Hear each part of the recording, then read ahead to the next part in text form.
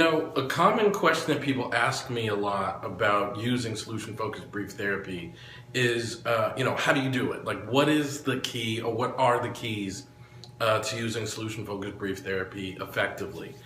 And I think most of the time they expect me to say it's like, it's this technique, like the miracle question, or exception finding, or the scaling question, or something like that. Like, they expect me to tell them it's like some sort of technique, or something like that, or maybe even some sort of scientific answer, like in answering these questions the brain does this or the brain does that, or behavior does this or the family does that, and that sort of thing. And not to say that this stuff is not important, but to be honest with you, the key to solution-focused brief therapy and using it effectively is believing in your client's capacity to change even when it looks like they can't. And I tell people all the time, I've had some of the best teachers of solution-focused brief therapy in the world. Literally, I think I won the lottery. I couldn't have asked for people better to teach me this approach. But the best teachers I've ever had were my clients, because they taught me the single most valuable lesson, and that is to believe in what I was doing. A couple weeks ago, I saw a little kiddo, middle school age kid, with just absolute debilitating anxiety as he approached the first day of school. And this kid refused to go to school for the first couple of days of school, prompting his parents to contact me saying, we can't get him to go to school. He cries, he locks himself in his bedroom, locks himself in the bathroom. We just think we're doing harm. We can't get him to go to school.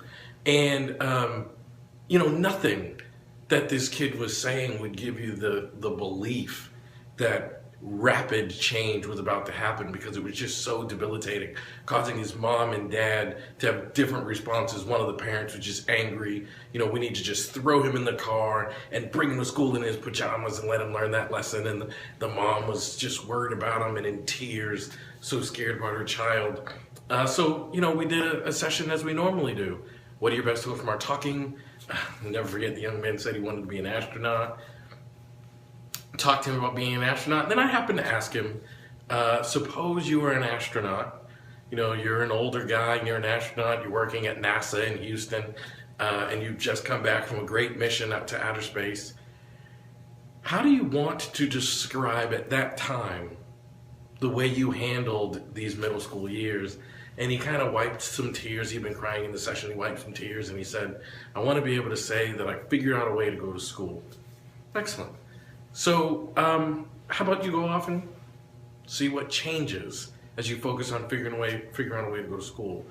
I saw that family this morning, and the child has gone to school every day since our last meeting about 2 weeks ago. His grades are through the roof. They were talking about he got hundreds on this test and hundreds on that homework assignment and a 95 on this homework assignment, and no one can believe the changes of this kid. And when asked why, he said, because I don't view it as me going to school, I view it as my astronaut training. So when someone asks me, what's the focus or what's the key to mastering solution-focused brief therapy, it's simply believing that your clients can change, because that will empower you to ask meaningful questions that lead to changes towards the desired outcome, instead of just asking questions, giving advice, or developing interventions, which is associated with other approaches. But to the exclusion of every other activity, we ask questions in session, and questions that allow our clients to make meaningful changes. And you have to believe in someone to ask them a question. So that's kind of the message I wanted to get across today. Make sure you believe in your client's capacity to change, because that's going to ensure you're asking meaningful questions that communicate you believe in your clients. So I hope you found this video helpful. I'm Elliott Connie, and if you haven't done so already, join my mailing list, because I send out lots of information and resources about solution-focused brief therapy, and just to be updated on what I'm doing and what we're up to. And click on the link below, or a little button below, to subscribe to my YouTube channel so you can get updates on further videos. So thank you for watching this edition of my SFBT Moments.